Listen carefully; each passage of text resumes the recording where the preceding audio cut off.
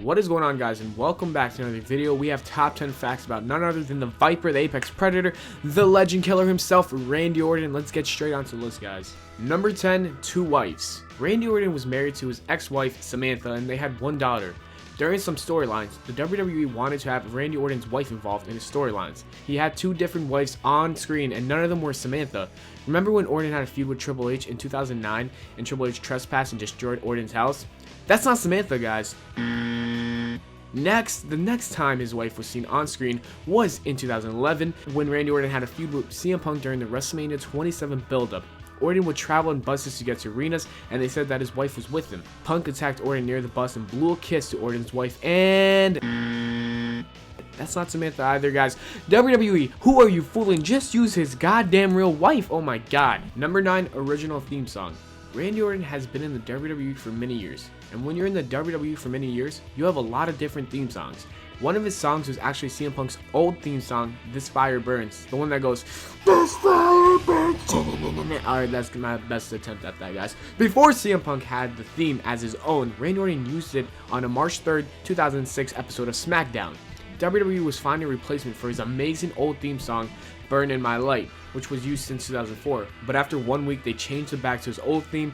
Finally, they found a theme for him, which is Voices, and he currently uses it today. Number 8, like father, like son. Usually in the sports world, you have the blood of an athlete. Look at the Manning family, or even the boxing Ollie family. The Orton family is no different. Randy Orton is a third-generation wrestler, with his father and his uncle having wrestling experience. Orton's dad is Bob Orton Jr. His dad was inducted into the Hall of Fame in 2005, and has been in some of Randy's storylines. Yeah, this isn't an actor like his ex-wife, guys. Also, Cowboy Bob Orton was even the reason why Randy Orton won some of his big matches. And you have Randy's uncle, Barry Orton, who wrestled until 1992. Number 7, the RKO meaning. Every wrestler has their unique move and even their unique name to that move. That's called a finisher.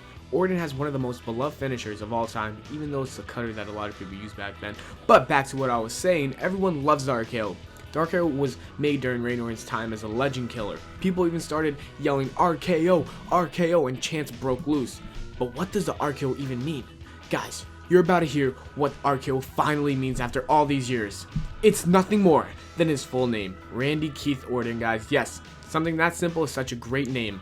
Number 6, military pass. Randy Orton was a member of the USMC, but he was discharged for doing bad things. Let's talk about those bad things. In 1999, Randy Orton was only 19 years old, and he served 38 days in a military prison after being sent to AWOL not once, but twice, because he disobeyed an order from a commanding officer. Orton would later be tried and convicted by a special court-martial. Somehow, after all this, only 3 years later, Randy Orton made his debut in the WWE, and OVW even signed him only months after all this happened. Number 5, the boot from the Marine 2. Even though the Marine 2 wasn't that great of a movie, Orton was supposed to play the leading role character in the film.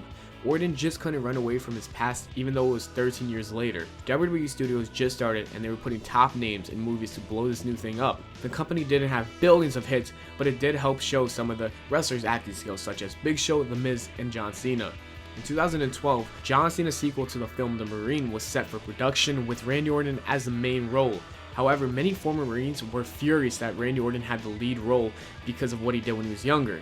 The WWE decided to pull Orton from production and found Ted DiBiase Jr. as a replacement, and then the WWE later apologized regarding the situation. Don't feel too bad for Orton, because he would go on to be the main leading role in 12 Rounds 2 Reloaded. Number 4, youngest champion ever. Randy Orton is probably going to go down as one of the best in the WWE's of all time. He's wrestled with the company's best from the past, present, and don't forget he's only 35 years young, which means he will wrestle the future of the WWE. Orton, as a part of Evolution, defeated Chris Benoit for the World Heavyweight Championship at SummerSlam 2004. With the win, Orton was not only crowned the WWE World Heavyweight Champion, but also the WWE's youngest superstar to ever hold the championship at the age of 24. Yes, guys, 24. We had champions back then that young. Orton's victory also led to him being kicked out of Evolution and starting a great solo career. Number 3, referee days. Orton was in the middle of his military past and his early wrestling career.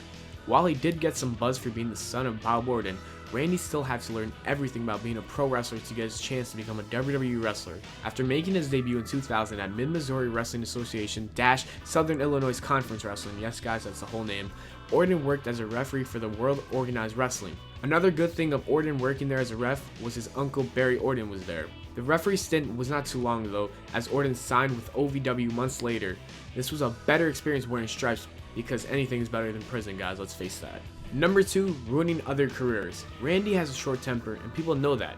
Orton has no patience for those who botch a move in the ring, as his complaints have caused major turns for 2 former wrestlers. In his hot feud with Kofi Kingston, Orton was going to punt Kofi during a match on Raw.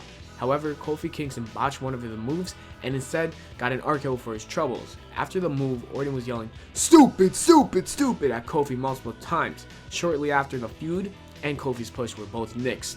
Then we got another superstar, Mr. Kennedy.